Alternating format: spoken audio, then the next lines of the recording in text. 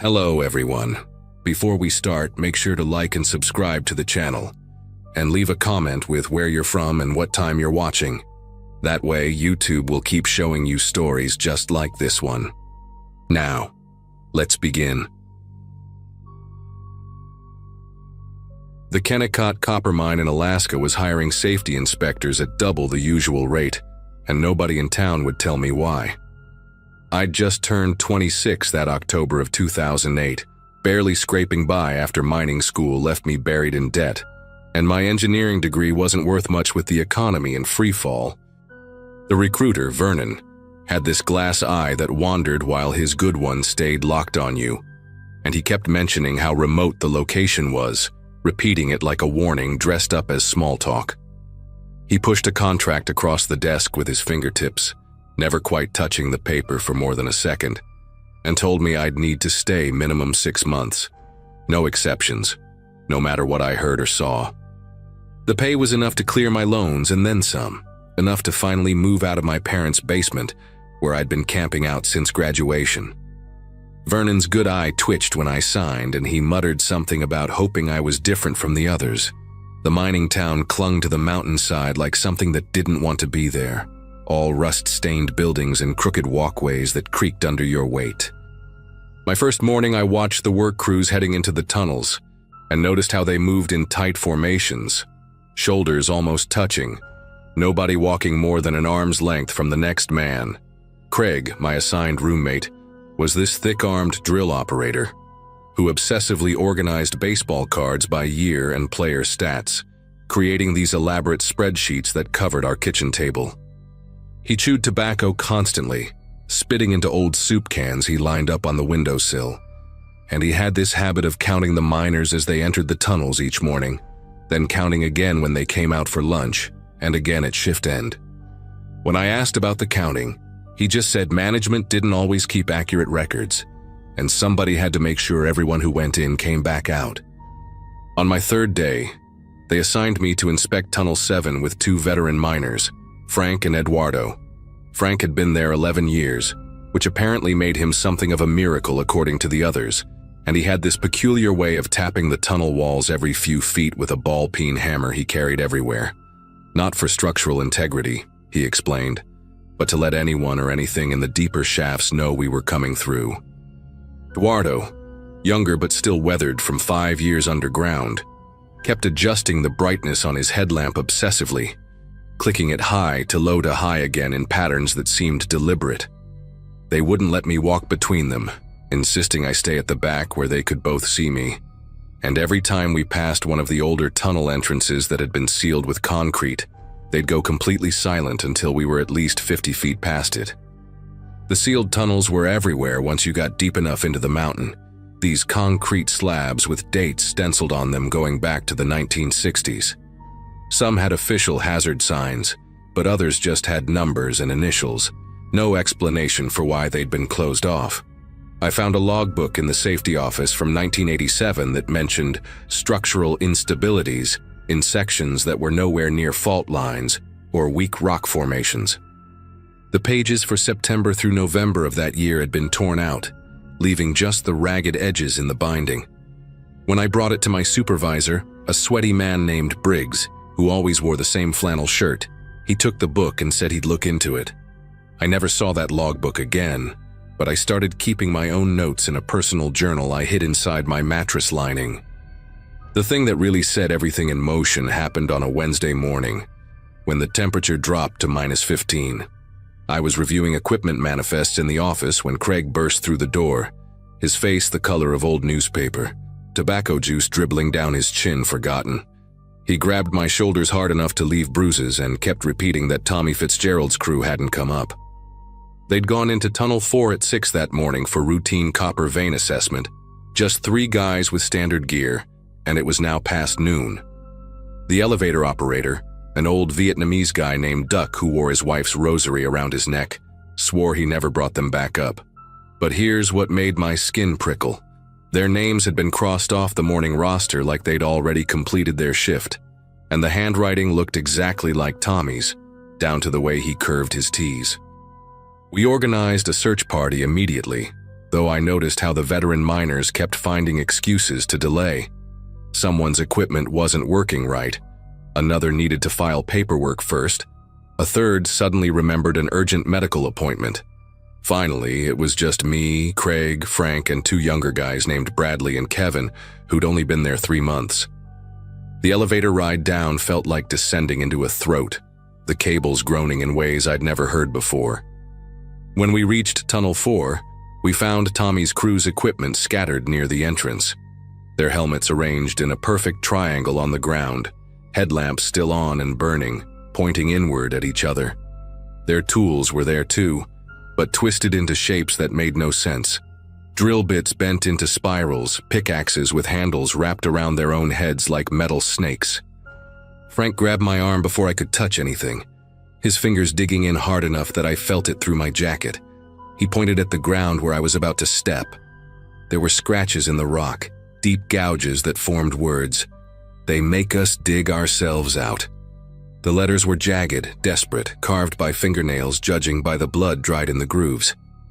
Bradley started hyperventilating, that gasping wheeze echoing off the tunnel walls, while Kevin backed toward the elevator saying he needed to report this to management immediately. But Craig blocked his path, explaining in this deadly calm voice that management already knew, had always known, and reporting it would just make us the next crew that didn't come back up. That's when we heard it, a rhythmic scraping from deeper in the tunnel, metal on stone, keeping perfect time like a metronome. The sound pulled at something primitive in my brain, every instinct screaming to run, but Frank was already moving toward it with that hammer of his raised. We followed because the alternative was splitting up, and even the 3-month rookies knew that was a death sentence in these tunnels. About 200 feet in, the main shaft opened into a cavity that wasn't on any map I'd studied. The walls were too smooth, too perfectly circular, like something had bored through the rock with incredible heat. And there, in the center, we found Tommy Fitzgerald.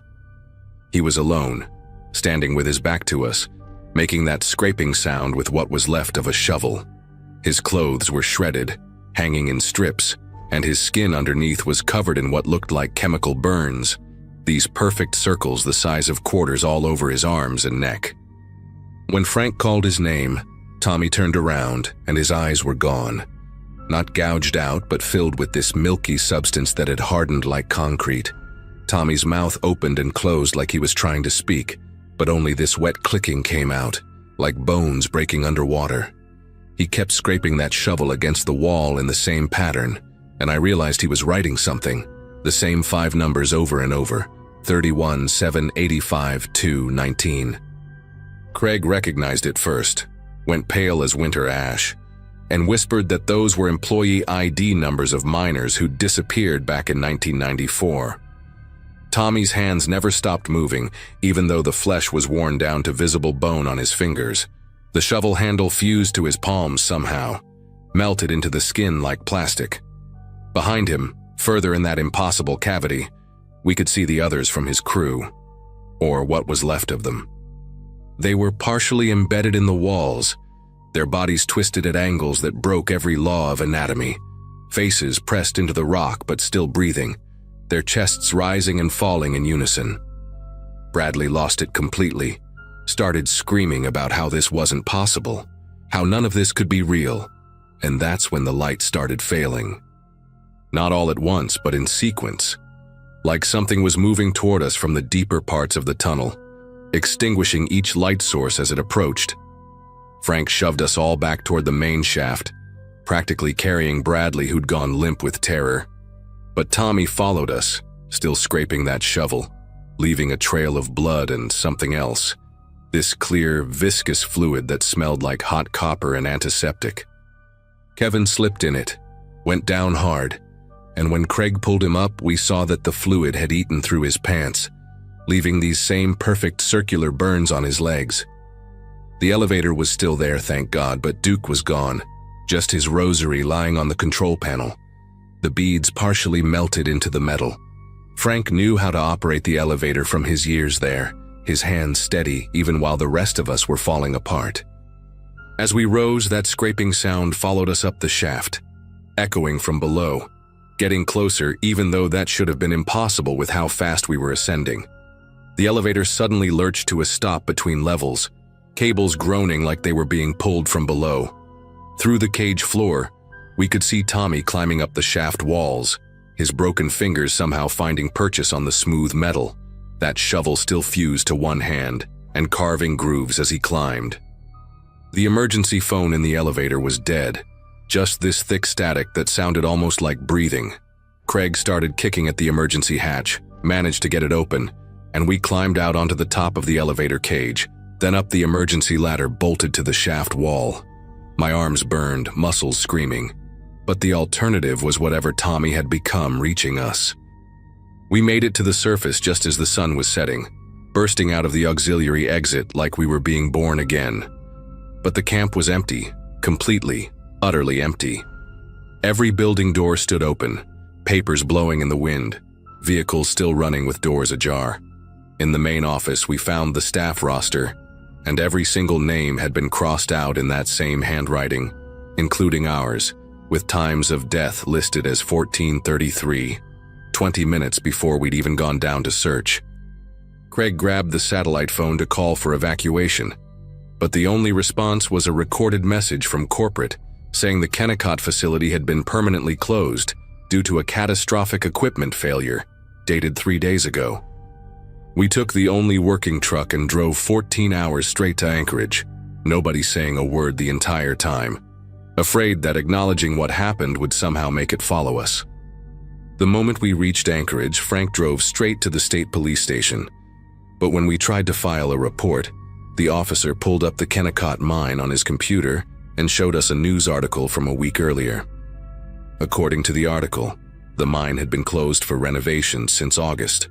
No workers on site, completely shut down for safety upgrades. Our names weren't in any employee database. Our contracts didn't exist, and when Craig called his wife from the station phone, she said he'd been home all week recovering from the flu. But we still had Kevin's legs covered in those circular burns. We still had my journal with dates and entries, and we still had the dirt under our fingernails from climbing that shaft. The officer took one look at Kevin's wounds, made a phone call, and within an hour, men in suits arrived. Not FBI or police, but something else, no badges, just clipboards and medical equipment. They separated us for questioning, kept us in different rooms for 18 hours, asking the same questions about gas leaks and hallucinations, and whether we'd been exposed to any chemicals. Eventually, they had us sign papers, non-disclosure agreements, medical waivers, documents admitting we'd trespassed on private property and suffered from group psychosis brought on by carbon monoxide exposure. The alternative, they made clear without saying it directly, was disappearing like Tommy's crew. We took the settlement money, enough to keep us quiet and comfortable, and we scattered. Craig moved to Florida. Frank went to Montana. Bradley checked himself into psychiatric care, and Kevin just vanished one day, left everything behind. I ended up in Oregon, working construction, trying to pretend those 3 weeks at Kennecott never happened. But sometimes, late at night, I still hear that rhythmic scraping sound in my walls, and I find myself checking my arms for circular burns that haven't appeared yet. I know the others hear it too because we have a group text, no words, just a check-in every Sunday at 14:33. So far, everyone still responds. So far.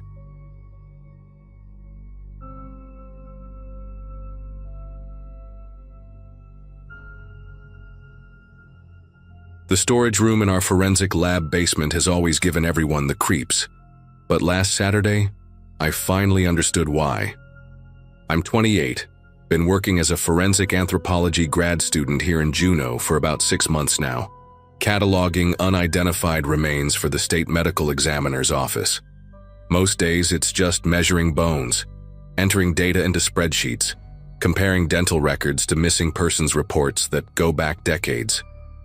The pay covers my rent in this cramped apartment complex downtown, gives me material for my dissertation, and usually doesn't involve anything more disturbing than skeletal fragments and faded paperwork. But that morning, I'd volunteered to organize the pre-1950 case files that had been shoved into corners and forgotten since a flood damaged half our archives in the 70s. Nobody wanted to deal with the water-stained pages and illegible handwriting, so the boxes just sat there, growing mold and collecting dust. Armed with latex gloves, a surgical mask, and enough coffee to fuel a small aircraft, I descended into that narrow, mildew-scented room where the overhead fluorescents buzz and flicker like dying insects. The plan was simple: photograph what I could salvage, transcribe the readable portions, and toss anything too damaged to preserve. Around noon, while moving a rusted filing cabinet to reach boxes wedged behind it, I discovered a manila folder that had fallen between the cabinet and the wall, probably decades ago. The cover had mouse droppings and a thick layer of dust, but I could still make out the faded ink label, M. Thill, 1930, unresolved. Inside were brittle photographs, typed witness statements on yellowing paper, and something that made me set down my coffee with trembling fingers: a hand-drawn map of hiking trails near Juneau, covered in X marks, each annotated with dates ranging from 1930 to 1978, and initials that didn't match any investigator I'd ever heard of in our department. The photographs showed a young woman with dark hair pinned in that distinct 1920s wave style, wearing a wool hiking skirt and boots, smiling at the camera with this genuine warmth that made her seem alive even through the aged paper. Mary Thill, according to the case notes, 22 years old, elementary school teacher, disappeared during a solo hike on a trail that locals still use today. The official report described how searchers found her belongings folded with almost obsessive precision beside the trail, her jacket arranged in a perfect square, her boots placed parallel with the laces tucked inside, her rucksack emptied, and its contents organized by size. No signs of struggle, no blood, no torn clothing, just her things, arranged like some kind of meticulous display, and Mary herself vanished into the Alaskan wilderness. The investigating officer, a Lieutenant James Brennan, noted that the scene looked staged with deliberate care, and mentioned interviewing a trapper named Silas Holbrook, who claimed to have seen Mary talking to someone near the trailhead, though he couldn't describe the person beyond saying they wore city clothes. But it was the map that really got under my skin, because those X marks weren't random. They formed a pattern along specific elevations, all between 800 and 1,200 feet, all within a 3-mile radius of where Mary's belongings were found. Next to each X were initials and dates: EP 1933, LM 1941, DK 1955, and so on, the most recent being AJ 1978. I cross-referenced those dates with our missing persons database on my laptop, my fingers getting clumsy as I typed, and found something that made the basement suddenly feel 10 degrees colder. Every single date corresponded to a missing hiker in the Juneau area. Not just any hikers, but specifically women between the ages of 20 and 30, all described as hiking alone, all whose belongings were found neatly arranged, but whose bodies never surfaced. 48 years of disappearances, documented on a map hidden in Mary Thill's file, drawn by someone who knew about these cases before some of them were even reported to the police. I should have taken the file straight to my supervisor, should have logged it as evidence and let the proper channels handle it. But something made me dig deeper into that box behind the filing cabinet. Underneath layers of water-damaged reports, I found a leather journal, the kind with a strap closure that had rotted away years ago. The pages were yellowed and brittle, filled with neat handwriting and fountain pen ink. The first entry was dated May 1930, signed by Silas Holbrook, the same trapper who'd been interviewed about Mary Thill. My mouth went dry as I read his entries, each one describing in clinical detail his observations of female hikers on the trails, their routines, their habits, which ones hiked alone, what time they typically started, where they rested. He wrote about Mary Thill for 3 weeks before her disappearance, noting that she hiked every Sunday after church, always took the same trail, always stopped at the same spot to eat lunch, a clearing with a view of the valley, approximately 1,000 feet elevation. The journal entries continued for decades, the handwriting changing slightly as Holbrook aged, but the obsessive documentation never stopped. He described his collection process in euphemistic terms that made bile rise in my throat. How he would preserve certain hikers who met his criteria, how he would arrange their belongings as a memorial to their beauty, how he would take them to his private sanctuary in the mountains. In 1978, the entries abruptly stopped mid-sentence. The pen apparently dropped while still writing. I flipped through the remaining blank pages and found a folded piece of newspaper tucked into the back cover, an obituary for Silas Holbrook, dated September 1978, describing him as a respected outdoorsman and guide who died of a heart attack at age 73, survived by his grandson Michael Holbrook, who had recently returned to Juneau after college to take over his grandfather's guide business. My laptop screen had gone dark from inactivity, and in the black reflection, I saw movement behind me. I spun around so fast I knocked over my thermos, coffee spreading across the concrete floor, but the doorway was empty. The fluorescent light above me flickered and hummed, casting shifting shadows in the corners of the room. I grabbed my phone to check the time, 3:47 p.m., and noticed I had no signal down in the basement, which wasn't unusual, but suddenly felt threatening. I started photographing the journal pages with shaking hands, the camera flash illuminating the cramped space in harsh bursts. Each flash seemed to make the shadows jump and dance, and I kept hearing sounds from the hallway, footsteps maybe, or just the old building settling. I told myself I was being paranoid, that reading about a serial killer's diary would make anyone jumpy. But then I heard the distinct sound of the stairwell door opening one floor above me. The footsteps were deliberate and measured, work boots on concrete descending toward the basement. We didn't have weekend security, and I hadn't seen any other cars in the parking lot when I'd arrived that morning. The steps paused at the basement door, and I heard the handle turn slowly, metal grinding against metal. I shoved the journal and map into my backpack, my heart hammering so hard I could feel it in my throat. The door opened, and a man stepped into the hallway. Tall, probably mid-50s, wearing a Forest Service uniform that looked authentic but somehow wrong, like it had been kept in storage for too long. He had pale gray eyes and the kind of weathered face you see on people who spend their lives outdoors.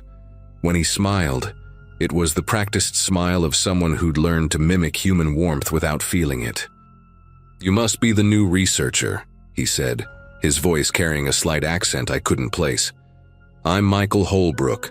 My company maintains the trails around here, and we work closely with the medical examiner's office on recovery operations. I heard someone was finally going through the old files." He walked into the storage room without invitation, his boots leaving wet prints on the floor even though it hadn't been raining. The smell hit me then, pine sap and something underneath it, something chemical and sharp like formaldehyde. He stood between me and the door, scanning the boxes and files I'd been sorting, his eyes lingering on the empty space behind the filing cabinet where I'd found the journal. "Found anything interesting?" he asked, moving closer, and I could see dirt under his fingernails, the kind that gets embedded so deep it becomes part of the skin. I managed to stammer something about water damage and illegible records, my backpack feeling impossibly heavy on my shoulder. He reached past me to pick up one of the photographs from Mary Thill's file that I'd left on the table, holding it with a reverence that made my stomach turn. "My grandfather knew her," he said quietly. "Told me stories about all the hikers from back then.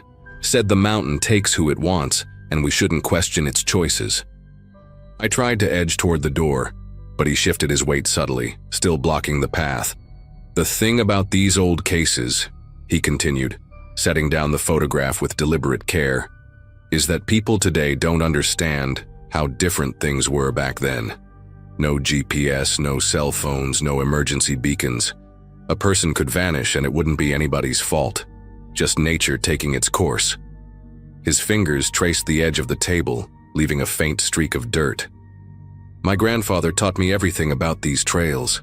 Every hidden path, every cave, every place where the earth opens up and swallows what it's given.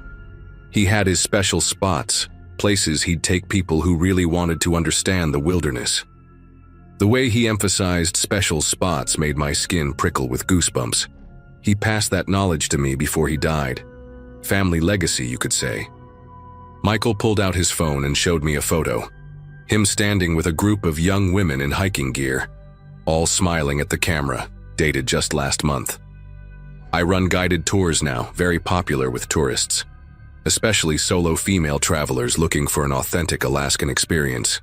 The storage room felt smaller, with each passing second, the walls pressing in, the fluorescent light casting his shadow across the doorway like a physical barrier. I forced myself to look at the photo on his phone, memorizing the faces of those women, wondering if they all made it home safely. "That's nice," I managed to say, my voice cracking. I should probably get going, though. Lost track of time down here. I started gathering random papers, shoving them into a box, trying to look busy and normal, while every instinct screamed at me to run. Michael didn't move. "You know what's funny?" he said, pulling out a worn leather wallet from his pocket. "My grandfather kept detailed records too. Guest logs, trail reports, that sort of thing. Very thorough man." He opened the wallet and pulled out a small folded piece of paper, yellowed with age. He even kept a list of researchers who showed too much interest in certain cases. Updated it right until the day he died. He unfolded the paper slowly, and I caught a glimpse of names written in that same fountain pen ink I'd seen in the journal. Before he could say anything else, we heard voices from upstairs, multiple people laughing and talking loudly. The weekend cleaning crew, I realized with overwhelming relief, their cartwheels squeaking as they rolled down the hallway above us. Michael's expression shifted, the mask of friendliness cracking for just a moment to reveal something cold and calculating underneath.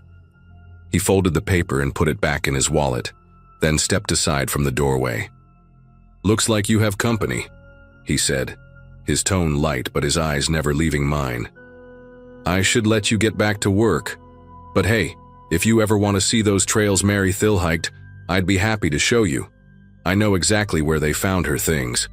My grandfather showed me the spot when I was 12, said it was important to remember." He reached into his pocket and placed a business card on the table, his muddy fingers leaving a smear across the white cardstock. "Think about it. Some places in Alaska, you really need a guide who knows the family history." He walked out then, his footsteps echoing up the stairs, and I stood there clutching my backpack, the journal and map pressed against my ribs through the fabric. I waited until I heard the cleaning crew directly outside the basement door before I bolted up the stairs, nodding at them as casually as I could manage while my legs shook beneath me. In the parking lot, Michael's truck was gone, but fresh tire tracks in the mud showed he'd circled the building twice before leaving. I drove straight to the Juneau Police Department, my hands trembling on the steering wheel, checking my mirrors constantly for any sign of that truck.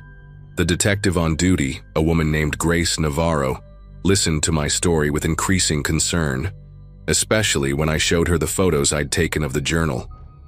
Within an hour, they had a team at the storage facility collecting everything from that basement room. Grace told me they'd been investigating a series of missing hikers from the past 5 years. All women, all solo travelers who'd taken guided tours before disappearing on subsequent solo hikes. The guide company's name on the permits? Holbrook Wilderness Adventures. They'd never had enough evidence to get a warrant, but the journal changed everything. They arrested Michael Holbrook 3 days later at his cabin 40 miles outside Juneau, a place accessible only by helicopter or a hidden trail his grandfather had carved through the mountains in the 1940s. The search team found personal items from 17 women in an underground storage space beneath the cabin. Jewelry, driver's licenses, hiking boots, all meticulously cataloged with dates and initials matching missing persons reports going back to 1979, the year after Silas died. They also found human remains preserved in industrial freezers, though I was told those details would be kept from the public during the trial. Michael had continued his grandfather's work for 46 years, selecting victims from his tours, studying their habits, then intercepting them on solo hikes months later when no one would connect him to their disappearances. The prosecutors said the journal was the key evidence that broke the case. Without it, they might never have understood the full scope of what the Holbrooks had done. As for Mary Thill and the others from Silas's era, Search teams are still combing those mountain trails, using ground-penetrating radar around the elevations marked on that map. They found 4 burial sites so far, and they keep searching. I finished my work in Juneau and moved back to Washington last month, but I still wake up sometimes thinking about Michael's gray eyes and that practiced smile, wondering how many people saw it and trusted him right before they vanished into his grandfather's special places.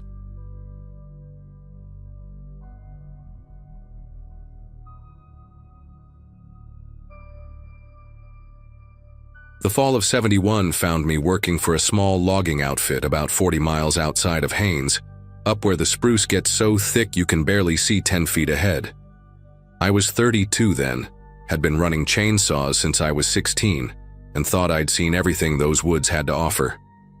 My crew consisted of just 4 guys: myself, old Walter who'd been cutting timber since before I was born, a kid named Danny fresh out of high school, and our foreman Steve, who mostly handled the equipment and paperwork. We'd set up camp at the mouth of this valley the locals called Silent Valley, though none of us paid much attention to the name at first. The job was supposed to be straightforward: clear about 20 acres of mature spruce for a new access road the state wanted to put through. Good money, decent weather for September, and we figured we'd be done in 3 weeks tops. The first few days went smooth as butter. Nothing out of the ordinary except maybe how quiet it was up there. Now I'd worked plenty of remote sites, but this valley had a peculiar quality to it, the kind of quiet that makes you notice your own breathing. Walter mentioned it on day 3, said in all his years he'd never heard a forest so empty of bird calls, so absent of the usual rustling and chittering you get from squirrels and such. But we had a job to do, and quiet woods meant less distraction, so we kept at it. Our routine was simple: up at 5, breakfast over the camp stove, then into the valley by 6 to start cutting. We'd work until about 4 in the afternoon, then head back to camp for dinner and cards. The company had given us a 2-way radio for emergencies, but the mountains blocked most signals, so we were pretty much on our own out there. It was on the 5th night that I first heard them, the voices. I'd turned in early, around 9, worn out from wrestling with a particularly stubborn old-growth spruce that had taken half the day to bring down. The others were still playing poker in Walter's tent, their laughter drifting through the thin canvas walls. I was just starting to drift off when I heard what sounded like someone talking, way off in the valley. Not shouting or calling out, just regular conversation, like 2 people walking and chatting. The weird part was how clear it sounded despite the distance. Every few seconds I'd catch a word or 2, though never enough to make out what was being said. I lay there for maybe 20 minutes straining to hear better, trying to convince myself it was just the wind playing tricks or maybe sounds carrying from another logging camp. But there weren't any other operations within 15 miles of us, and the wind had been dead still all day. The next morning at breakfast, I asked the others if they'd heard anything strange during the night. Danny just shrugged and shoveled more beans onto his plate, but Walter gave me this long look over his coffee cup. Steve said he thought he'd heard something around midnight when he'd stepped out to take a leak. Sounded like people having a conversation somewhere up the valley. He'd figured maybe some hunters had wandered through, though hunting season wasn't for another month, and we hadn't seen any tracks besides our own. Walter finally spoke up. Said he'd been hearing things for the past 2 nights but hadn't wanted to spook anyone. Voices, he said. Sometimes just one, sometimes several. Always coming from deeper in the valley where we hadn't cut yet. The strangest thing was how they seemed to echo off the mountains in ways that didn't make sense, like the sound was bouncing off walls that weren't there. We tried to joke about it that morning, Danny saying maybe it was Bigfoot having a family reunion. But nobody really laughed. When we headed into the valley for work, we all noticed how our chainsaws seemed louder than usual, like the sound had nothing to compete with. No birds, no insects, not even the usual rustle of small animals fleeing from our approach. Just our saws and the crash of falling timber. Around noon, I was working a section about 100 yards from the others when my saw died, just cut out completely. In the sudden silence, I heard them again, the voices. This time they were clearer, and I could swear they were speaking English, but the words kept slipping away from understanding, like trying to remember a dream right after waking. They seemed to be coming from 3 different directions at once, which made no damn sense given the shape of the valley. I yanked the pull cord, got my saw running again, and worked the rest of the day with my jaw clenched tight. That night, none of us wanted to admit we were spooked, but we all stayed up later than usual, sitting around the fire instead of heading to our tents. Steve had tried the radio earlier, hoping to reach the company office, but all we got was static with these weird pulses in it, almost rhythmic. Walter told us he'd worked this area back in '58 with a different crew, and they'd abandoned a job about 10 miles north after 2 weeks. Wouldn't say why exactly, just that the forest up here could play tricks on you, make you hear things that weren't there, or maybe were there but shouldn't be. He said one of the guys from that crew, a Tlingit fellow named Joseph, had told him the old-timers avoided these valleys, said the mountains held sounds from long ago, conversations from people who'd passed through decades or even centuries back. I wanted to call bullshit on that, but sitting there with the firelight barely pushing back the dark and those voices still echoing in my memory, I kept my mouth shut. The 7th night changed everything. I woke up around 2 in the morning to the sound of my own name being called. Not shouted, not whispered, just spoken plain as day, like someone standing right outside my tent was trying to get my attention. "Tom," it said, then again, "Tom." The voice was familiar but wrong somehow, like hearing a recording of yourself played at the wrong speed. I grabbed my flashlight and unzipped the tent flap, ready to give whoever was messing with me a piece of my mind. But there was nobody there. The beam of my flashlight cut through empty air, showing nothing but the other tents and the dark line of trees beyond our camp. Then I heard it from the opposite direction. My name again. Same voice, same calm tone. I spun around, and that's when I saw Walter standing outside his tent, flashlight in hand, looking just as confused as I felt. "You hear that?" he asked, and before I could answer, we both heard Danny's voice, clear as anything, coming from the valley. Except Danny was in his tent. We could see the shape of him through the canvas sitting up in his sleeping bag. Steve came stumbling out of his tent, asking what the hell was going on, and that's when things got truly weird. We heard Steve's voice too, coming from the tree line, asking the same question he'd just asked, but with this hollow quality to it, like an echo that came before the original sound. We stood there in our underwear and boots, 4 grown men scared stupid, listening to our own voices having conversations we weren't having, coming from places we weren't standing. The worst part was when we heard Walter's voice from deep in the valley say something none of us had said yet. We should leave. Pack up right now and leave. The real Walter just stood there, mouth hanging open, because those were the exact words he'd been about to say. I could see it in his face. We did pack up some of our gear that night, threw it in the truck, ready to bolt at first light. But Danny, trying to be brave or maybe just stupid, convinced us to stay, said we'd never live it down if we ran from some weird echo phenomenon, probably caused by temperature inversions or some scientific thing we didn't understand. The next morning, day 8, Walter was gone. His tent was still zipped from the inside, sleeping bag laid out neat like he'd just stepped out for a minute, but his boots were missing, and so was he. We found his tracks heading into the valley, steady and purposeful, not like someone stumbling around in the dark. We followed them for about a quarter mile before they just stopped, not disappeared gradually or got confused with other tracks. They just ended mid-stride, in a patch of soft earth between 2 massive spruces. Steve tried the radio again, managed to get a crackling connection to report Walter missing, but the static was so bad he wasn't sure if anyone heard him. We spent the whole morning searching, calling Walter's name until our throats were raw, but the only answer we got was our own voices bouncing back from directions that made no geometric sense. Around noon, Danny found Walter's chainsaw about 300 yards from where the tracks ended, sitting upright against a tree like someone had carefully placed it there.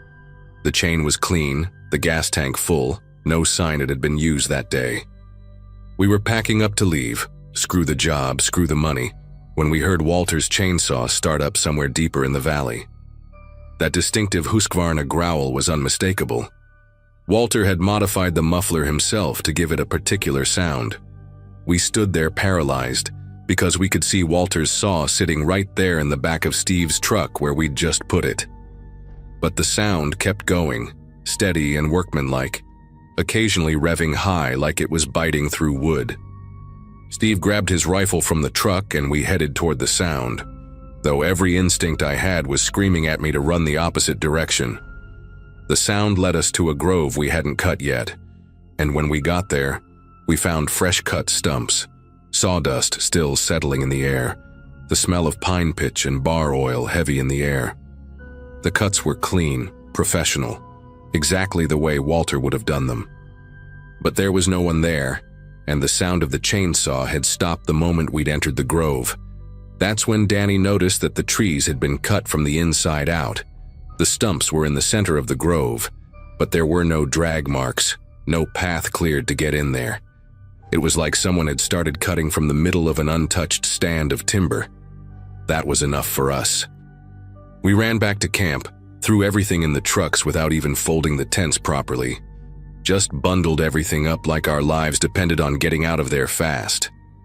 As we were loading the last of the gear, I heard it one more time. Walter's voice, clear and close like he was standing right behind me. "The valley keeps what it wants," he said, and when I spun around, there was nobody there, just Danny and Steve already in their trucks, engines running, ready to leave. I didn't tell them what I'd heard.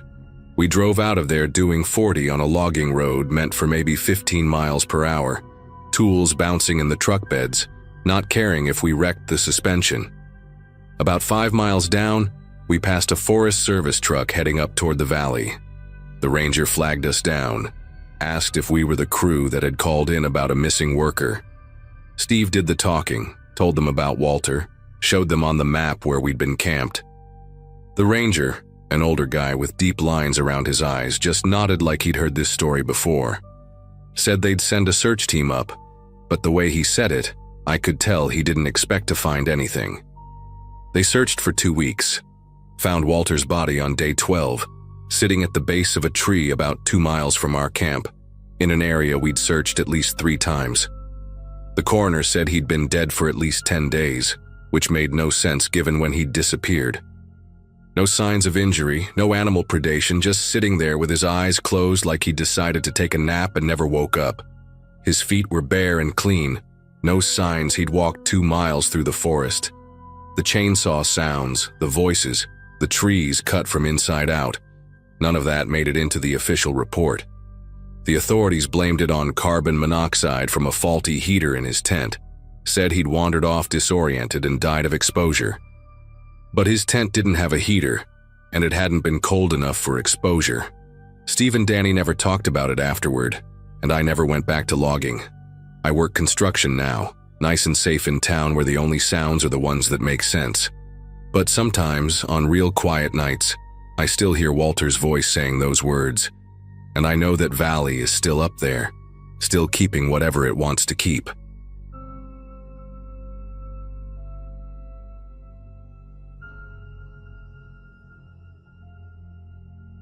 Last August, I was staying at my uncle's fishing lodge about 60 miles northwest of Fairbanks, Alaska. He'd owned the place since the 70s, this run-down cabin that sits maybe half a mile from where a tributary feeds into the Tanana River. I'd been going there since I was a kid, but that summer I went alone after my divorce finalized, needing somewhere quiet to clear my head. The nearest neighbor was 8 miles away, just how I wanted it. My Uncle Nathan always said the property had good bones but bad history. Some old-timer had sold it to him dirt cheap after his brother disappeared hunting in the 50s. I'd been there 4 days already, mostly just fishing and reading, when I decided to explore a section of the property I'd never really checked out before, this marshy area where the ground stays soft even in dry weather. The morning started normal enough. Coffee at sunrise, eggs and toast, the usual routine when you're living rough. Around 9, I grabbed my hiking pack and headed toward the marsh, thinking maybe I'd find some good spots for duck hunting come fall. The terrain out there is tricky, All these little pools of standing water hidden under moss and grass that looks solid until you step on it. About 40 minutes in, my boot caught on something metal sticking up from the boggy ground. First, I figured it was just old farming equipment. You find that stuff all over Alaska from abandoned homesteads. But when I bent down to free my boot, I saw it was aluminum, not rusted iron like you'd expect from farm tools. The piece was maybe 2 feet long, twisted and partially buried, with what looked like rivet holes along one edge. The metal had this odd greenish patina, not quite corrosion, but something that happens to aircraft aluminum when it's been in acidic soil for decades. I started digging around the piece with my hands, pulling away decades of moss and black mud that smelled like rotting vegetation and motor oil. The metal went deeper than I expected, connected to a larger section that was bent at an unnatural angle, like something had hit with tremendous force. There were numbers stamped into one section, AF, and then some digits I couldn't make out, all corroded, but definitely military designation style. I'd seen enough military surplus to recognize that. My grandfather had been Air Force, stationed at Eielson back in the early 50s, and he'd shown me old equipment with similar markings. The weird part was finding it here, in the middle of nowhere, on land that had been private property since before World War II, according to the county records my uncle had shown me once. I kept excavating, using a fallen branch as a makeshift shovel, and about 3 feet down I hit something that made me stop breathing for a second. It was leather, preserved by the acidic bog water, still holding its shape after all these years. A boot, military issue by the look of it, the kind with the metal grommets and thick soles they used in the 40s and 50s. The leather had turned almost black, but you could still see the stitching pattern. Inside the boot, pushed deep into the toe area, was something wrapped in what might have been oilcloth once but had mostly deteriorated into a waxy gray material. My fingers were numb from the cold mud, but I managed to peel away the wrapping. Inside was a small field journal, the pages fused together by moisture and time, and a tarnished silver wristwatch that had stopped at 2:17. The smart thing would have been to call the authorities right then, but something made me keep digging. Maybe it was the way that boot had been deliberately placed, not scattered like crashed debris, but positioned carefully, like someone had hidden those items on purpose. Another hour of digging revealed more aluminum fragments, all with that same green patina, and then I found something that made my chest tighten. A leather wallet, the kind with the chain attached, preserved like the boot, but split at the seams. Inside were plasticized cards, military identification mostly destroyed by time, but I could make out part of a name. Sergeant J.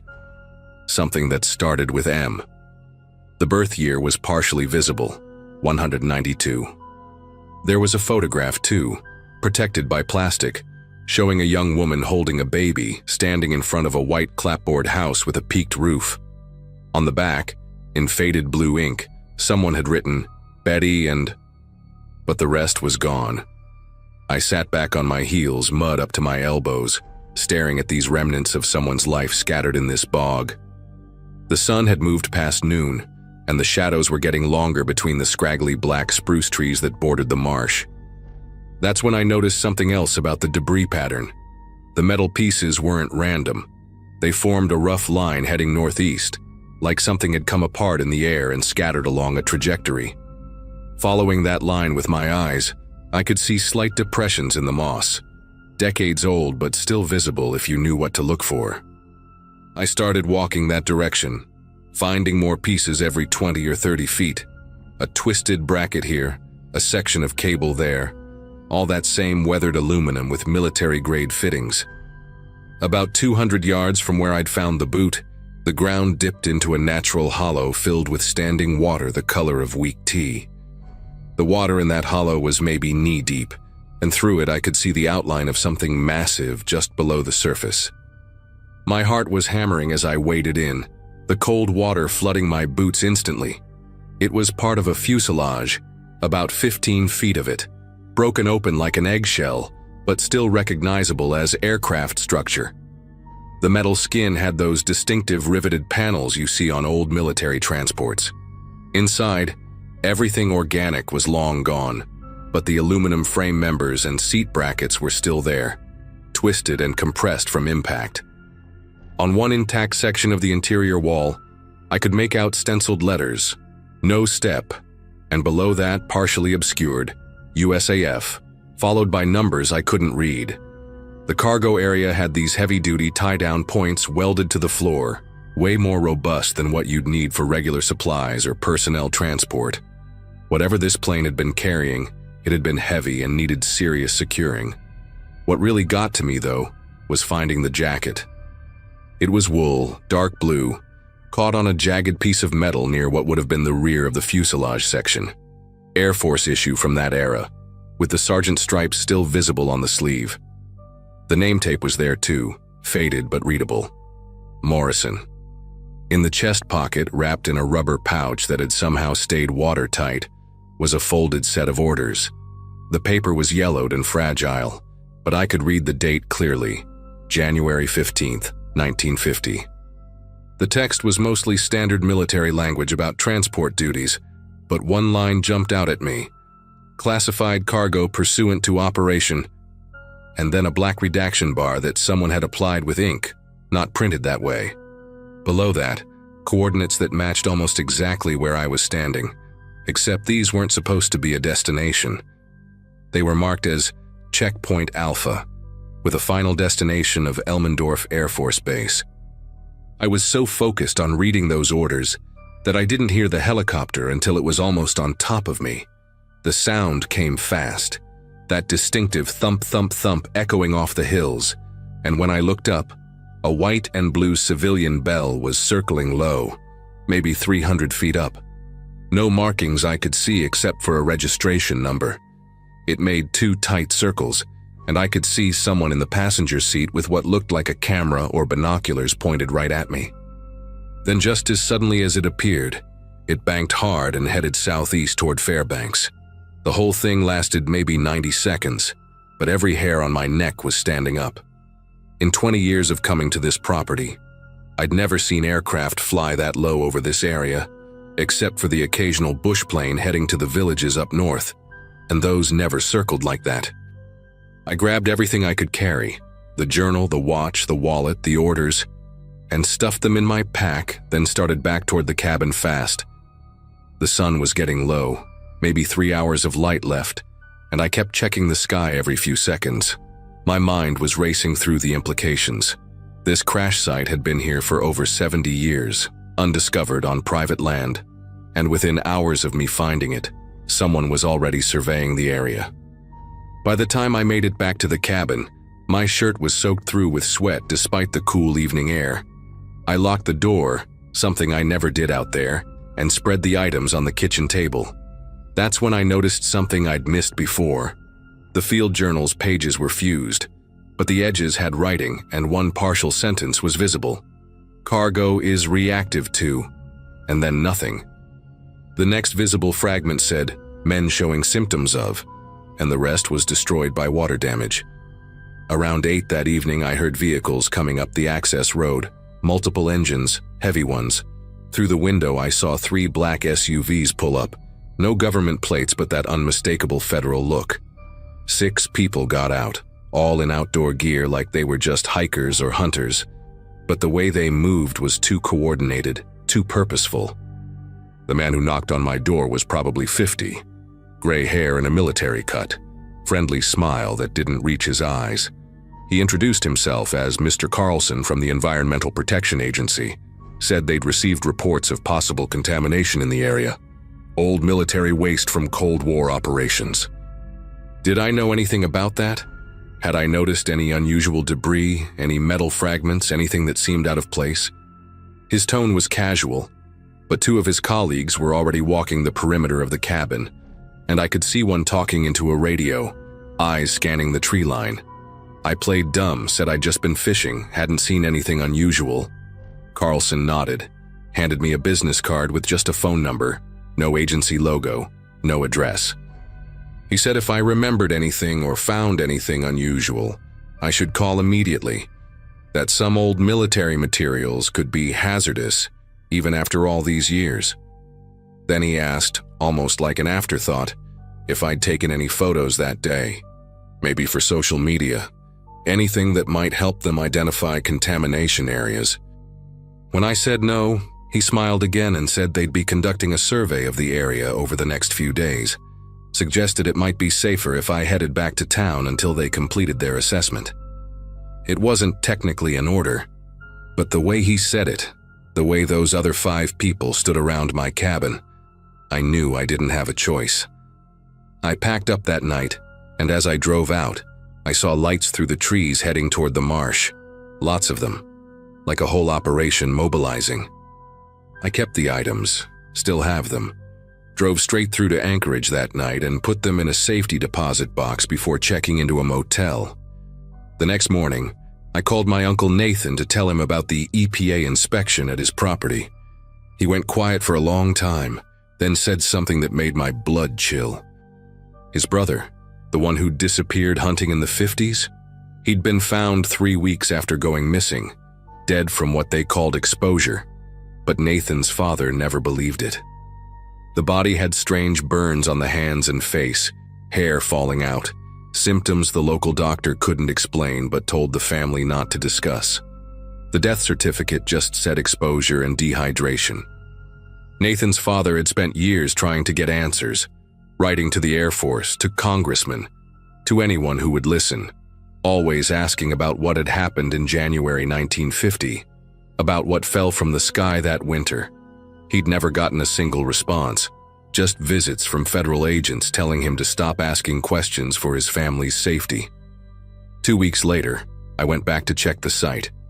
The whole marsh area had been excavated down to bedrock, maybe 3 acres completely stripped. Fresh gravel had been trucked in, the ground leveled and compacted like they were preparing for construction. New "no trespassing," environmental remediation area signs were posted every 50 feet, official-looking with EPA logos and warning symbols. But here's the thing. I looked up the EPA's contamination database when I got home. There's no record of any cleanup operation at those coordinates, no environmental assessment, no hazardous waste site designation. Nothing. I called the number on Carlson's card once using a payphone at a truck stop. It rang twice, then a voice just said, "Yes?" When I asked for Mr. Carlson, the line went dead. The number was disconnected when I tried again an hour later.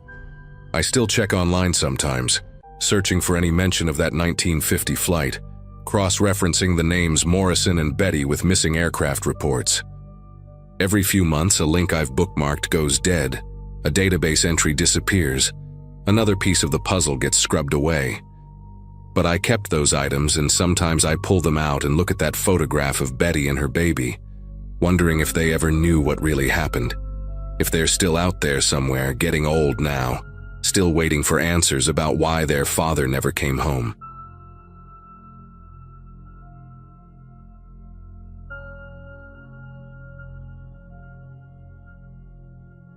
In January of 1978, I was part of the search team that went looking for old Bill Carver out near the Yukon River Basin. I'd been doing wilderness rescue work for about 6 years by then, mostly pulling lost hunters out of the woods or helping stranded motorists on remote roads. Bill was different, though. He was one of those old-timers who knew the land better than most of us knew our own backyards. When his sister called from Fairbanks saying he hadn't checked in since early November, everyone figured his radio had just crapped out. The guy was pushing 63, but tough as boot leather, been trapping that same stretch of wilderness since before I was born. We gave it another few weeks, thinking he'd show up at the trading post in Circle City, like he always did around Christmas. When he didn't, that's when they called us in. The flight out there took 3 hours in a tiny bush plane, fighting crosswinds the whole way. Bill's cabin sat about 40 miles from the nearest anything you could call civilization, tucked into a bend where Birch Creek feeds into a larger tributary. From the air, the place looked wrong immediately. The roof was caved in on one side under the weight of snow, and there were no tracks leading to or from the cabin. No smoke from the chimney either. The pilot, a guy named Roger who'd been flying these routes since the 50s, kept circling lower and lower, both of us scanning for any sign of movement. The strangest thing was the dogs. Bill always kept 3 or 4 sled dogs, but there was no sign of them. No paw prints, no chain lines in the snow, nothing.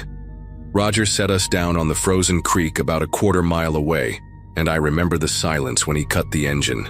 Not even wind. Just that heavy, pressing quiet you only get in deep winter when it's 40 below, and everything living has either left or gone to ground. We had to break trail through about 3 feet of powder to reach the cabin, and it was exhausting work even with snowshoes. The door was partially open, frozen that way, with a drift of snow built up inside the entrance like a miniature glacier. I called out Bill's name several times, but my voice just seemed to get swallowed up by all that white emptiness. Roger stayed back while I squeezed through the doorway, and the first thing that hit me was how organized everything looked. His supplies were stacked neat as you please along the walls. Bags of flour, beans, salt pork, coffee, enough to last him through March easy. The wood stove was cold, had been for weeks judging by the layer of frost coating the iron.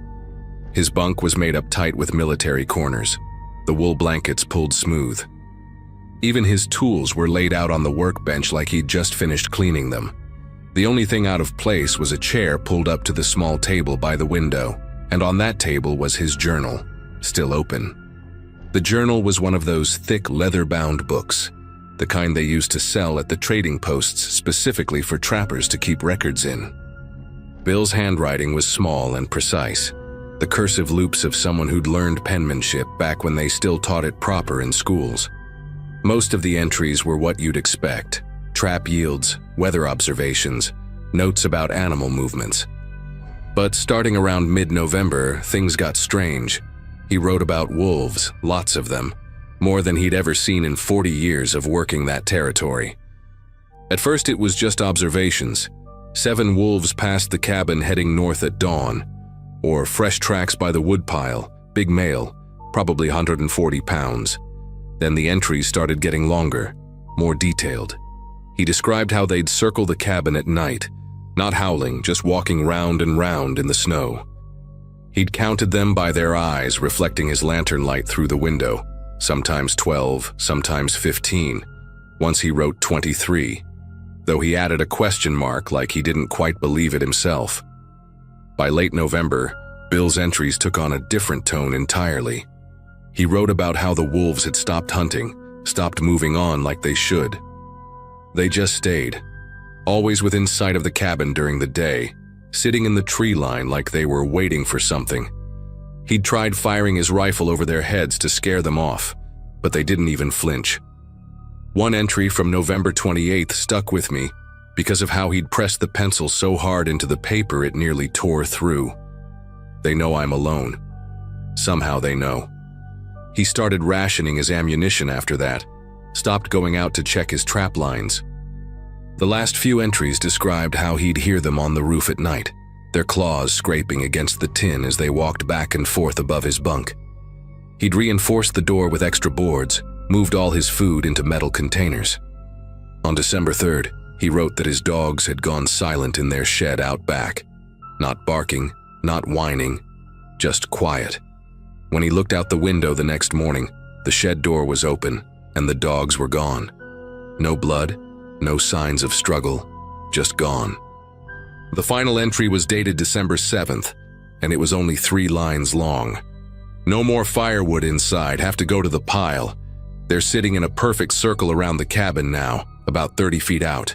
We'll make the run at noon when the sun's highest. That was it. Nothing after that. I stood there in that freezing cabin reading those words over and over, trying to make sense of it. Roger had come in by then, and he was looking through Bill's supplies, checking dates on canned goods, examining everything with that methodical way he had. Neither of us wanted to say what we were both thinking, that a man like Bill Carver doesn't just walk away from a fully stocked cabin in the middle of an Alaskan winter. We searched the immediate area until dark, found the woodpile he'd mentioned about 50 yards from the cabin, but no tracks, no blood, no sign of Bill. The snow around it was smooth and undisturbed, like it had been falling steady for weeks without anything breaking through. That night we made camp in the cabin, though neither of us slept much. Roger kept the fire going while I went through Bill's things more carefully, looking for anything that might explain what happened. In a wooden crate under his bunk, I found something that made my chest tighten up. Letters he'd been writing to his sister but never sent, dated all through November. In them, he talked about the isolation getting to him, how the darkness was lasting longer each day, how he'd catch himself talking out loud just to hear a human voice. In one letter, he admitted he'd been seeing things in his peripheral vision, shadows that shouldn't be there, movement where there was none. He blamed it on the lack of sleep, said the wolves kept him up all night with their pacing. But then he'd crossed out whole paragraphs like he was second-guessing himself, not trusting his own perception anymore. The last letter, dated December 2nd, was just one paragraph. Martha, if something happens to me, know it wasn't the cold or carelessness. This place does things to a man's mind. The wolves aren't acting like wolves anymore. Or maybe I'm not acting like a man. Hard to tell the difference after a while. Around 3 in the morning, Roger shook me awake. He was standing by the window, and when I joined him, I understood why he'd woken me. There were wolves out there, maybe 6 or 7 of them, sitting in the snow just at the edge of where our lamplight reached. They weren't doing anything, just sitting there facing the cabin, their eyes reflecting green in the darkness. We watched them for maybe an hour, neither of us speaking, and they never moved, never made a sound. Then just before dawn, they all stood up at the exact same moment and walked away in single file, disappearing into the trees. Roger turned to me and said the first words either of us had spoken in hours. We're leaving. Now. We packed up Bill's journal and his personal effects for his sister, left everything else. As the plane lifted off, I looked back and saw them. Had to be 20 or 30 wolves, coming out of the forest and moving toward the cabin. They weren't running or hunting, just walking steady and purposeful, like they were reclaiming something that belonged to them. The official report we filed said Bill Carver likely suffered from cabin fever and wandered off into the wilderness, becoming disoriented and succumbing to the elements. That's what goes on paper when you don't have a body or any evidence of foul play. His sister accepted it, said she'd worried about him being out there alone at his age. But Roger and I, we knew different. Over the next few months, I did some digging, talked to other trappers who'd worked that area over the years.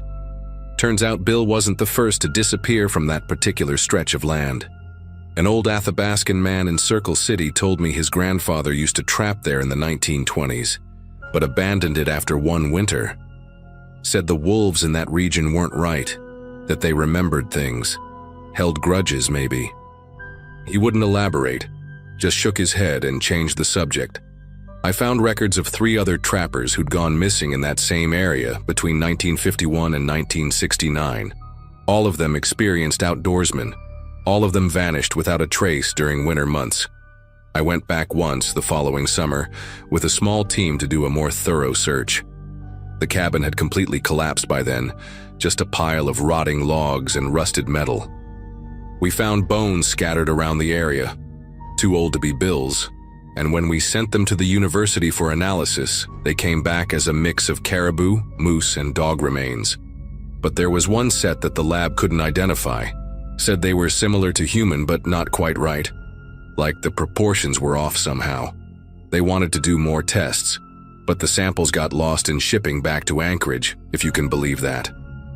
What really stayed with me, though, was what we found carved into a tree about 100 yards from where the cabin had been. It was old. The bark had grown over it partially, but you could still make out the words. They learn. They wait. They remember. No date, no initials, just those 7 words cut deep into the wood. After that summer search, I never went back to that part of the Yukon Basin, and neither did Roger.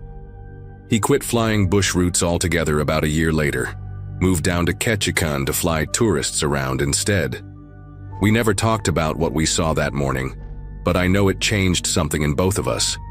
I still do search and rescue work, but now when someone goes missing in that particular region, I'm always somehow booked up with other assignments.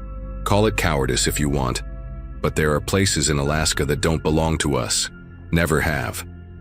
The old-timers knew it, The indigenous peoples knew it long before that. Bill Carver forgot it, or maybe the isolation made him stop believing it. Every winter when I hear about wolves on the news, regular wolf stuff like livestock attacks or sightings near towns, I think about those ones near Bill's cabin, sitting so still in the snow, waiting with a patience that didn't seem animal at all. The strangest thing happened about 5 years after Bill disappeared. His sister called me out of the blue, said she'd received a package with no return address postmarked from Dawson City. Inside was Bill's wallet, the leather worn smooth, his driver's license and a photo of his sister still tucked inside, along with $17 in cash. Nothing else, no note, no explanation. The wallet hadn't been weather damaged, looked like it had been stored somewhere dry all those years. She asked me what I thought it meant, and I told her I didn't know, which was the truth. But sometimes, late at night when I can't sleep, I wonder if maybe Bill's still out there somewhere, living by different rules now, running with things that used to be wolves but learned how to be something else. Or maybe the wallet was just some trapper's idea of a kindness, returning what they'd found in the wilderness. I prefer not to think about it too hard. Some questions are better left unasked, and some places are better left alone. That's what I learned that winter of 1978, and it's a lesson I've never forgotten.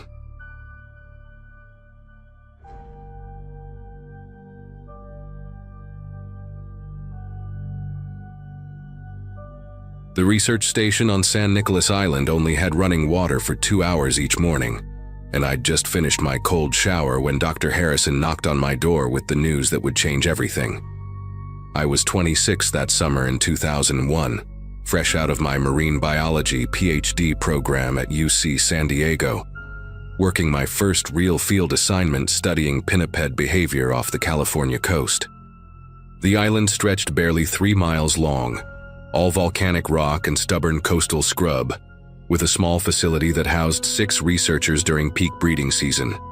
We monitored different sea lion colonies scattered around the rocky shores, documenting mating patterns, pup survival rates, and territorial battles between the massive bulls. The work was exhausting but exhilarating, exactly what I'd dreamed about during all those years in windowless labs. Nobody really talked about Dr. Jennifer Lawson, who disappeared the previous year during a routine observation, but her untouched field notebook still sat on the common room shelf like some kind of warning. The official report blamed rough seas and aggressive wildlife, though the details remained frustratingly vague. That particular morning in early July started with an equipment malfunction that should have been my first warning to stay away from Boulder Point. My radio had been crackling with static all night, and when I tried to check in with base camp at 5 a.m., all I got was this weird interference pattern that sounded almost rhythmic, like breathing through a broken speaker. The Western Rookery was my assigned observation post that day. About 300 sea lions packed onto a series of flat rocks that jutted out into the Pacific like broken teeth. Getting there required a 40-minute hike along narrow cliff paths that turned treacherous when wet from the morning fog. I'd made the trek dozens of times already that season, but something felt different as I loaded my gear into my backpack. The bulls had been unusually aggressive lately, with several researchers reporting close calls when the animals had charged much farther inland than typical. One massive bull in particular, tagged as M47, had developed this unnerving habit of following our movements from the water, his scarred head breaking the surface wherever we set up our blinds. He had this damaged left eye, clouded white from some old injury, and the way he'd track us with his good eye while that dead one stared blindly ahead made everyone uncomfortable. Dr. Harrison had asked me to collect tissue samples from any deceased pups I found, a grim but necessary part of understanding mortality patterns in the colony. The preservation kit weighed an extra 15 pounds in my pack, and I remember adjusting the straps repeatedly as I made my way down the volcanic rock trail. The fog was thicker than usual, reducing visibility to maybe 20 feet, and the sound of the colony grew louder with each switchback turn. You could hear them before you saw them, this cacophony of deep bellows, high-pitched barks, and the occasional splash as a bull launched himself into the surf. The smell hit next, that distinctive mix of fish, ammonia and wet fur that seasoned researchers barely noticed anymore but still made newcomers gag. I'd learned to breathe through my mouth on approach, though the taste wasn't much better. As I reached the observation blind, essentially a small wooden structure we'd built behind some larger rocks, I noticed immediately that someone had been there recently. Fresh boot prints in the sand led from the blind down toward the water's edge, which was strange since I had the only scheduled observation that day. The prints were small, maybe a women's size 7, and they had this distinctive wear pattern on the heel that looked familiar. I followed them carefully, staying well clear of the bull's territory markers, invisible boundaries that, if crossed, would trigger an 800-pound charge you couldn't outrun. The tracks led to a flat section of beach where we sometimes found dead pups washed up after storms, but what I found there made me stop breathing for several seconds. Dr. Lawson's equipment bag, the one that had supposedly been lost with her 10 months ago, was wedged between 2 rocks just above the tide line. The canvas was bleached from sun exposure and stiff with salt, but her initials JL were still visible in faded black marker. Inside, her waterproof field notebook had survived remarkably intact, though something had torn deep gouges through the cover, leaving parallel scratches that went clean through 30 pages. The final entry, dated the day she disappeared, contained measurements and behavioral notes that seemed routine until the last paragraph, where her usually neat handwriting became increasingly erratic. M47 displaying unprecedented territorial expansion, she'd written, the letters getting larger and more jagged with each word. Followed me 200+ meters inland. Coordination with other bulls? They're moving in patterns that don't match any documented behavior. Christine saw it too, but Harrison dismisses concerns.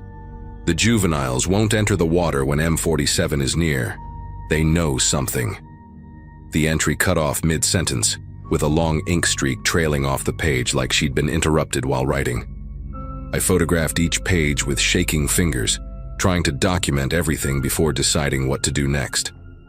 The rational part of my brain said to pack up immediately, hike back to base, and show Harrison what I'd found. But those fresh boot prints bothered me. Someone had been here within the last few hours, maybe even this morning, and left without taking this evidence. As I stood there puzzling over the timeline, a sudden silence fell over the colony. If you've never experienced 300 sea lions going completely quiet simultaneously, it's the kind of wrong that makes your primitive brain scream warnings.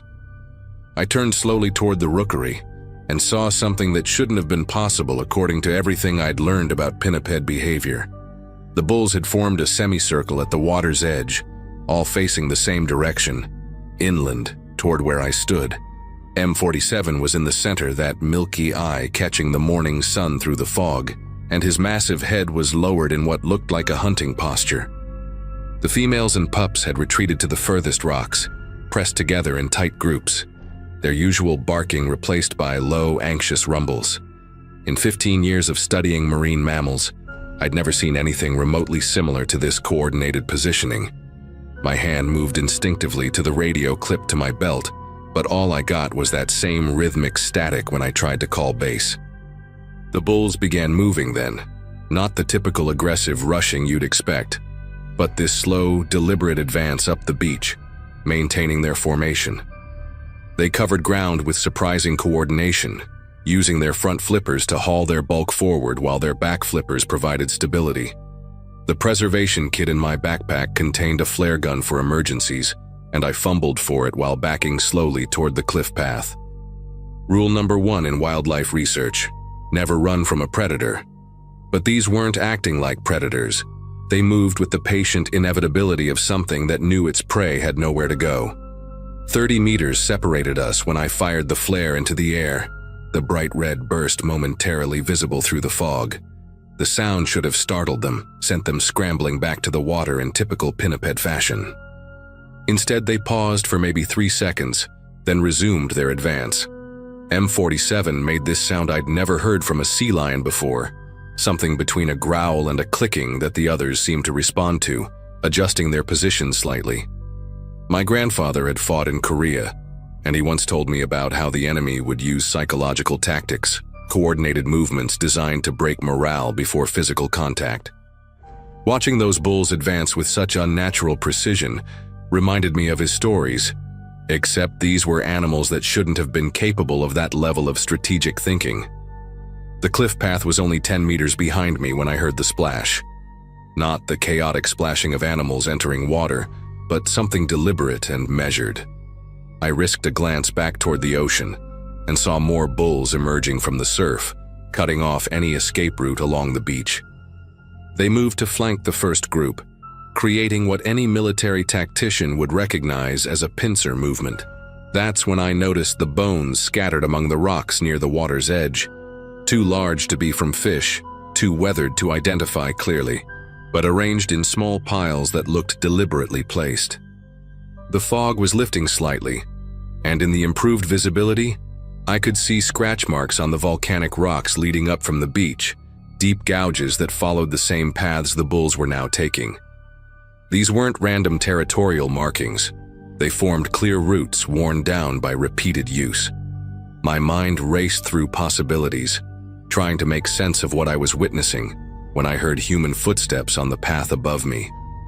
Relief flooded through me until I saw who it was. Christine Garrett, another researcher who'd supposedly left for the mainland 2 days ago due to a family emergency.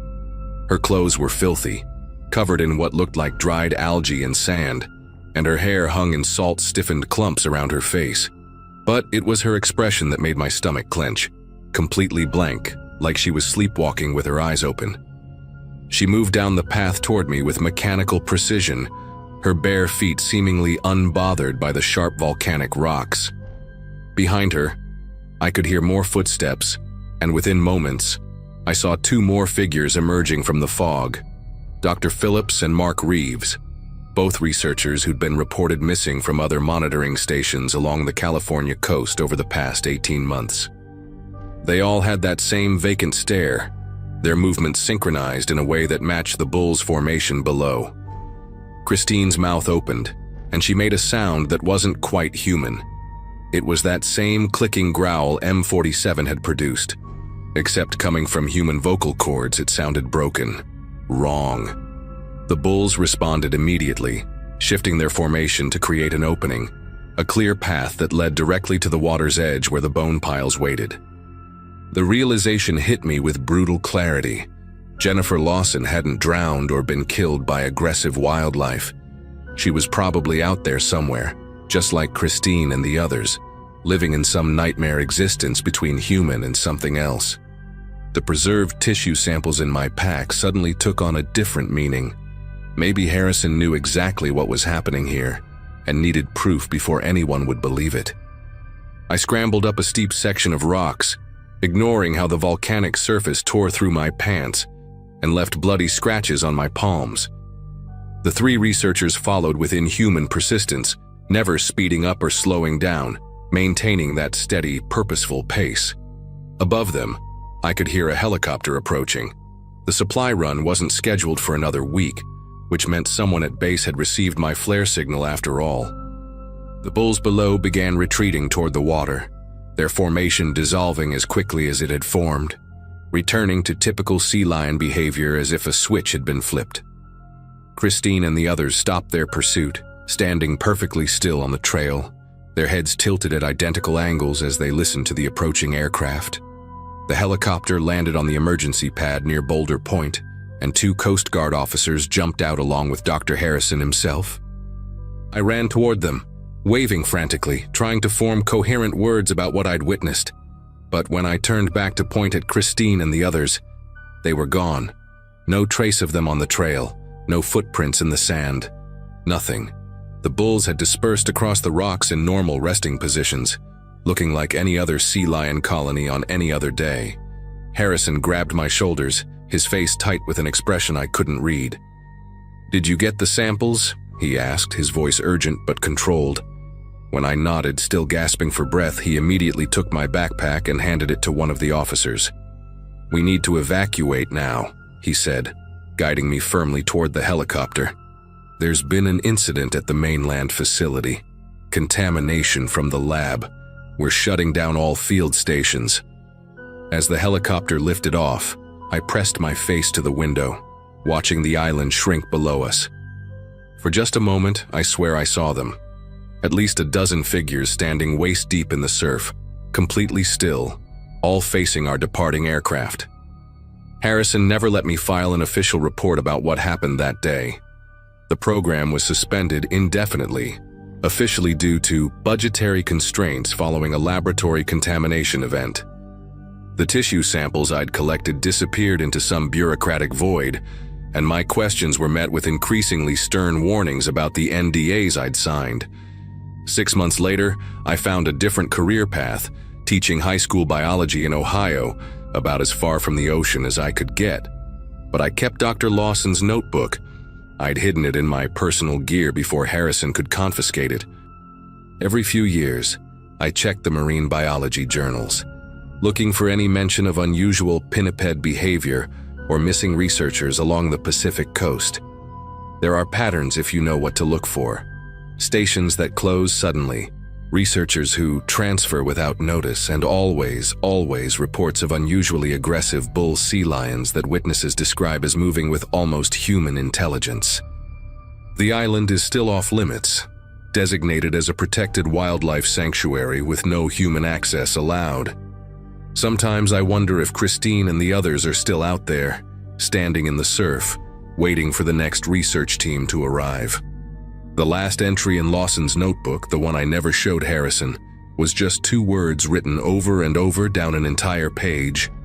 They learn.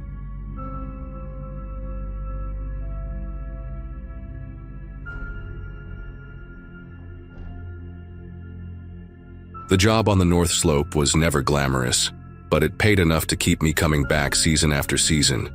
In the early 80s, life up there was stripped down to the basics. Long stretches of frozen road, modular trailers that rattled with every gust of wind, and a rotating cast of men who tried to stay sane by swapping stories over weak coffee. I'd been assigned to one of the smaller camps, a cluster of metal-sided buildings sitting in the middle of endless white. The work was grueling, but routine. That winter, though, things shifted in a way I still struggle to put into words. It started when 2 guys, Mark Ellison and Dave Rourke, failed to return from a supply run between camps. They weren't strangers to the route. Both had driven it plenty of times. The path was mostly a flat line across ice and snow, with a handful of markers and the occasional pipeline shadow to keep you oriented. When they didn't show up, no one panicked at first. Weather delays weren't unusual. Radios cut out all the time. But after hours stretched into a full day, whispers began curling through the mess hall. The truck was found 2 days later, sunk halfway into a drift not far from the flagged route. What unsettled everyone was what was still inside. Packed crates of food, full thermoses, a heater, extra fuel cans stacked neatly in the back. It looked less like men who got stranded, and more like men who had stepped away for just a minute and never came back. No footprints, no scattered gear, nothing leading away from the vehicle. Just silence, broken only by the constant bite of the wind. The official line spread quickly. Exposure, harsh weather, human error, 2 men who underestimated the cold. But none of us bought it. We knew how careful Mark and Dave were. Dave in particular was meticulous, the kind of guy who labeled every wrench in his kit and double-checked tire chains before anyone else even glanced at them. And Mark had a way of navigating those frozen stretches like he had a compass buried in his gut. Men like that don't just wander into the snow and disappear. Private security had started making its presence known around that time. They weren't company men like us. They had no grease under their nails, no tired eyes from endless shifts. They wore dark parkas without patches and drove spotless trucks that always seemed to be idling near the airstrips. Most of us avoided them. They didn't talk much, and when they did, it wasn't the kind of small talk you could laugh off. It was curt, clipped, like every word was measured. After Mark and Dave vanished, those security guys seemed to multiply overnight. One evening, a mechanic named Joel told me he'd seen Mark and Dave arguing with 2 of the security men near the fuel depot the week before they disappeared. Joel swore he heard raised voices, something about routes not being safe, and you weren't supposed to see that. He said Dave looked furious while Mark kept glancing toward the snowcat garage like he wanted to bolt. Joel didn't repeat that story to anyone else, at least not openly. Word had a way of getting twisted, and nobody wanted to be the next to draw attention. The search parties went through the motions, snowmobiles combing the flats, helicopters sweeping low, dogs brought in and quickly withdrawn when they kept circling the same patch of frozen ground. Weeks passed and all we got was silence. No bodies, no scraps of clothing, no signal that Mark or Dave had tried to survive out there. The official reports were neat and tidy, stamped and filed away as if the men had been misplaced like paperwork, not swallowed whole by the ice. Still, every night in the rec room, someone would circle back to it. Cigarettes burned down to nubs as the same questions hung in the air. Where could they have gone? And why was security suddenly everywhere? I remember the unease more than anything, the sense that we weren't supposed to ask, that the cold wasn't the only thing pressing down on us. Every time I caught one of those guards staring across the room, it felt like a silent warning to shut my mouth and keep my head down. One night near the end of the season, I walked out behind the generator shack to get a moment of quiet. The sky was clear, the stars sharp and unblinking, and the cold snapped against my face like glass. From there, I could see the long flat where Mark and Dave's truck had been found. For the first time in weeks, I noticed tire tracks that didn't belong to company vehicles. Narrower, fresher than they should have been in that weather.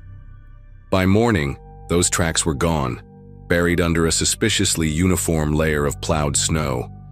No one mentioned it, but I knew I hadn't imagined what I saw. The more I thought about it, the more it made sense why security never looked worried. They weren't searching for two missing men. They were making sure the rest of us stopped asking questions. I never confronted them, but I learned quickly to avoid certain eyes, to lower my voice when the topic came up. The worst part was the realization that Mark and Dave probably hadn't wandered off at all. Whatever they stumbled onto, someone decided they weren't coming back to camp. When I finally rotated out weeks later, I carried their absence with me like extra weight in my duffel. No memorials, no closure, just 2 names scrubbed from the roster, and a cold note in the logbook. Incident resolved. Exposure. I remember standing at the small airstrip, watching the security trucks parked in a neat line, engines idling in the dark. None of the guards looked at us, but they didn't have to. The message was already clear. Forget it, move on. Even now, decades later, I can still picture their truck half buried in snow, doors shut, supplies untouched. I don't know what Mark and Dave saw that day, but I know it wasn't the storm that took them.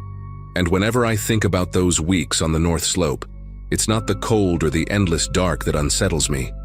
It's the silence that followed, the way 2 men could vanish in plain sight, and everyone else was forced to pretend it was just the weather.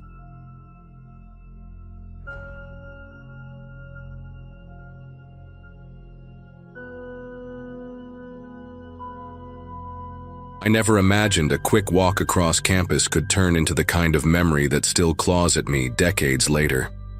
At the time, I was a 19-year-old student at a state college in Alaska, living in one of the older dorm buildings. My life was simple: classes during the day, late nights in the library, and the occasional party to break the monotony of long, freezing semesters. The campus wasn't large, just a cluster of brick buildings surrounded by patches of dark spruce trees that always seemed to lean too close to the paths.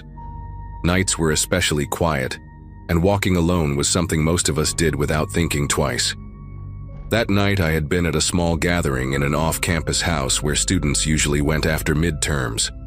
The place was crowded, hot from too many bodies, and the windows fogged over from breath and spilled beer.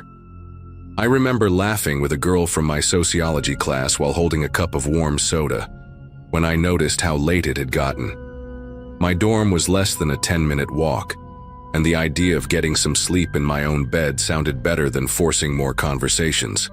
I slipped my coat on, said a quick goodbye, and stepped out into the brittle Alaskan cold. The streets were empty, with snow packed down into uneven ridges by passing cars earlier that evening. The air burned when I breathed, and the sound of my boots crunching against ice was the only rhythm keeping me company. I tried to keep my hands deep in my pockets, shoulders hunched against the wind that carried the smell of wood smoke from nearby houses. Even though it was late, the dorm lights were faintly visible through the skeletal outlines of the trees. It felt like the kind of walk I had done countless times before. Brief, uneventful, nothing to be cautious about. But about halfway there, I noticed something strange lying along the edge of the road. A pair of women's shoes. Not boots, not sneakers, but simple black flats, their surface dusted with snow as if they had been sitting there for a while. They were pointed toward the trees rather than the path, and for some reason, that detail made my breath catch. Nobody would choose to take them off in that kind of cold, not when the ground itself could bite through skin. I stood there staring, the silence around me suddenly stretching too long, like the night itself was waiting for me to react. I tried to convince myself that maybe someone had been drinking too much at the party and ditched them on the way home, but that explanation didn't sit right. The longer I stood there, the more I realized how quiet it had become. No cars, no distant laughter, not even the usual hum from the heating vents on the nearby dorms. I couldn't shake the sense that I wasn't the only one out there. My eyes kept drifting toward the tree line, where the snow looked darker, like the shadows themselves were shifting. I started walking faster, my breath puffing in short clouds that floated past my face. Every few steps I'd glance back, but the road behind me stretched empty, untouched. Still, there was this nagging certainty that someone was pacing themselves with me, just far enough to stay out of sight. The sound wasn't clear, more like the faint crunch of ice delayed half a second after mine. At one point, I even paused mid-step, and I swear I heard a single echo of snow giving way where I hadn't moved. By the time the dorm came into full view, lit dimly by a buzzing yellow lamp above the entrance, I felt torn between sprinting the last stretch or forcing myself to act normal. My pulse thudded in my ears, and I could almost imagine the warmth of the building wrapping around me if I could just reach the door. But then, out of the corner of my eye, I noticed a figure at the far end of the path. Whoever it was stood still, partly obscured by the trees as if they had been waiting for me to notice.